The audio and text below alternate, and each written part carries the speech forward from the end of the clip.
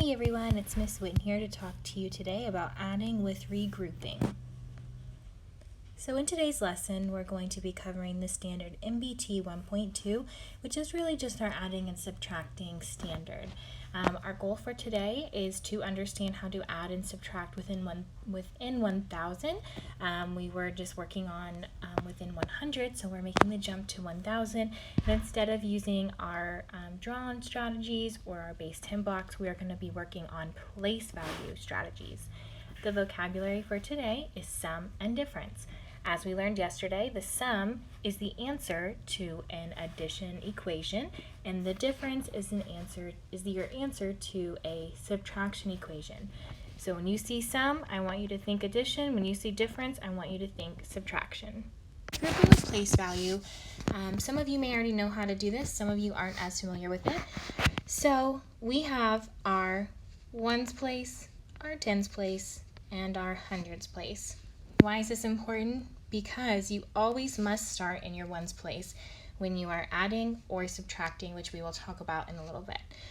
So I'm going to break my equation into a graph like this to use my place value. So I always start with my ones place because I'm always going to have something in the ones place, even if it's a 0. Then I'm going to add my plus sign over here, and we can add our equal sign too.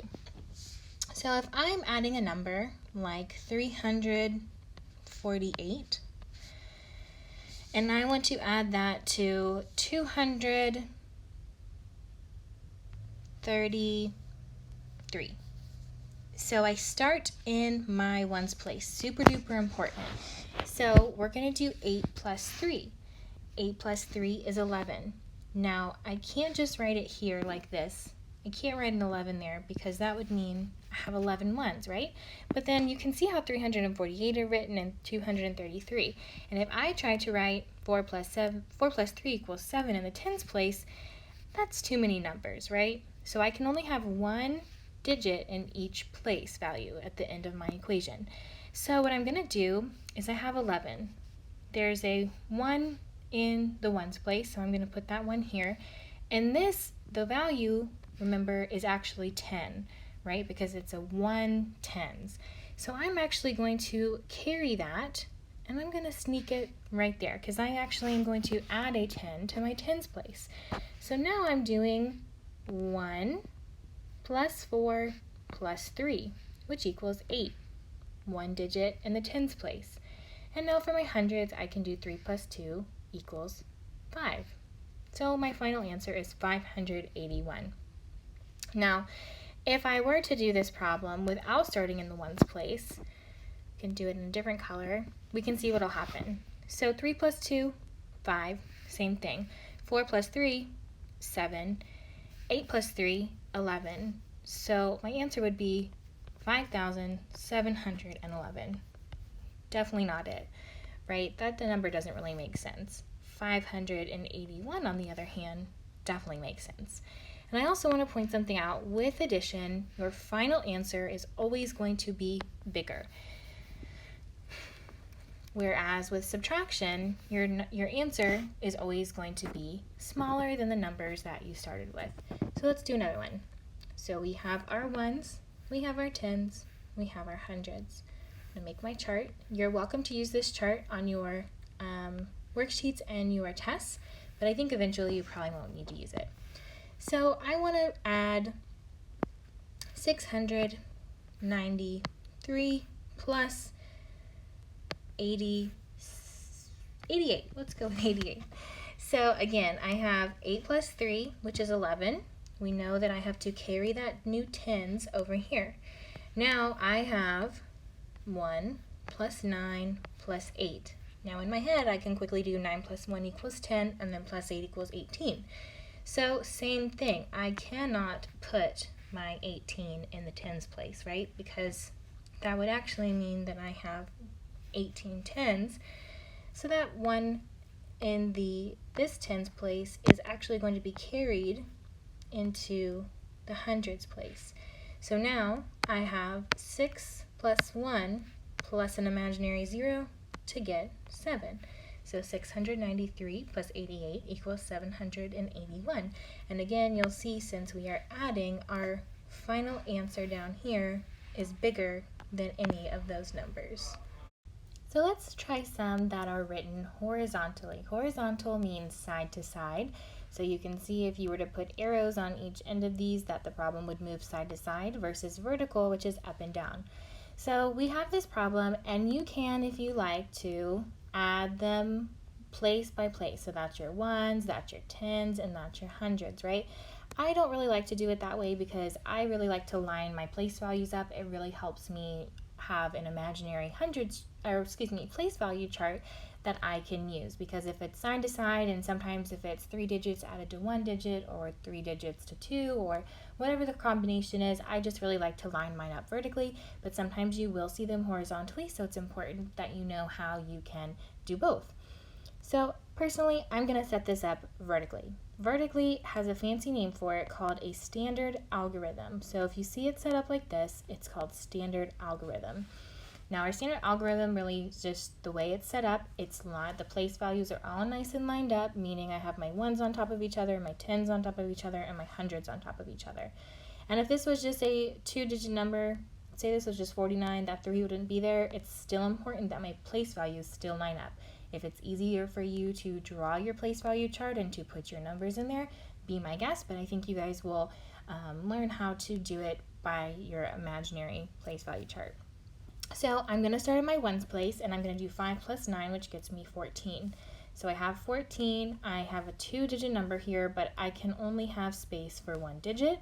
So that means I'm going to put my 4 in there. The reason I picked it is because it's in that ones place, and I'm going to carry my 1 up top to my tens. Now I'm going to do 8 plus 1 plus 4. 8 plus 1 is 9 plus 4, 13. So I'm going to put my 3 here, my 1 up here. Again, I only have room for 1 digit down here. And when I look at 13, that one's in the ones place. Now I'm going to add my hundreds place.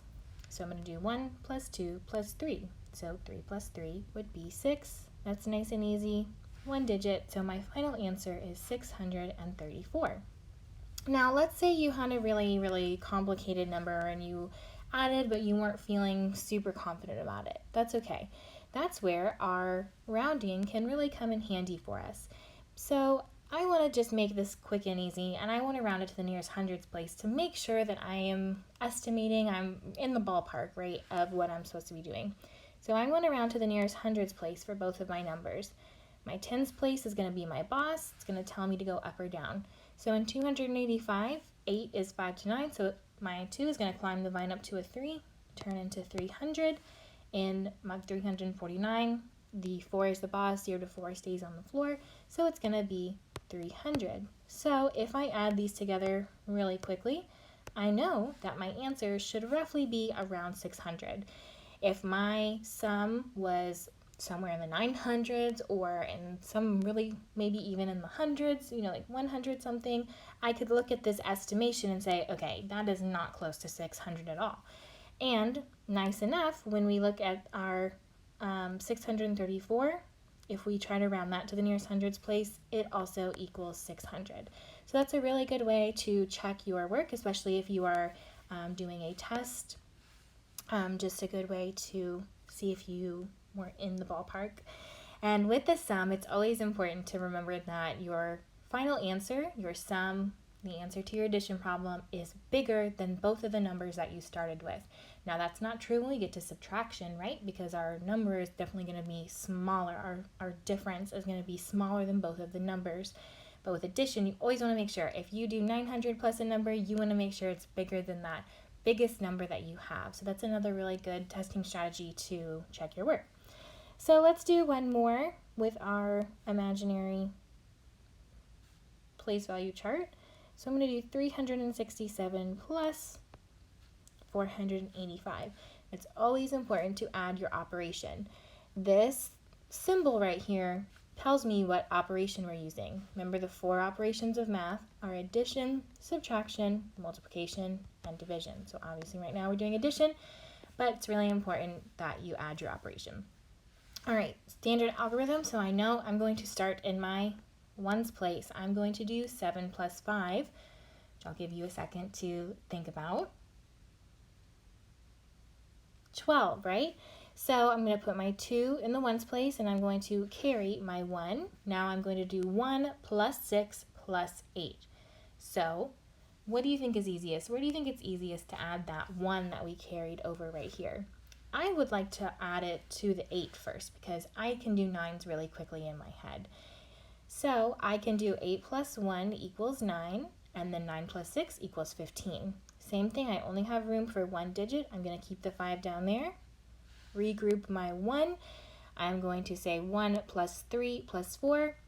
If I do 3 plus 1 really fast, that's 4. 4 plus 4 I know is 8. So my final answer is 852. Thanks so much for watching, and I will see you back here soon.